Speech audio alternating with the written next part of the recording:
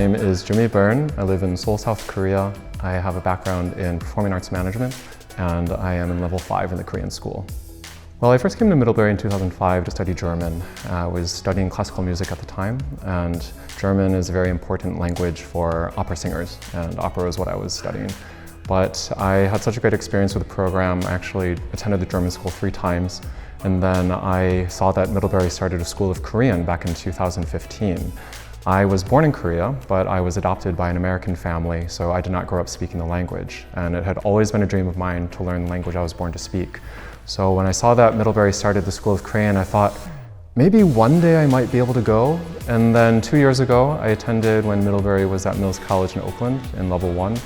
And I believe in the school's methodology wholeheartedly. Anytime someone asks me about language learning, I always tell them to look at Middlebury.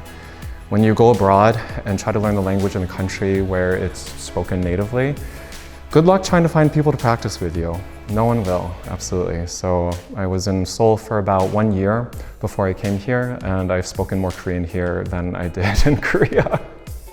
When I told my friends in Korea that I was going to study Korean at a school in Vermont, they all thought I was crazy. But the truth is, in a big international city like Seoul, most everyone speaks English. And as soon as someone finds out that you're not a native speaker, they're going to speak English with you. So the pledge is a very difficult and strenuous rule, and it is probably the most emotionally draining thing that I've ever done, which is quite a privilege, I have to admit.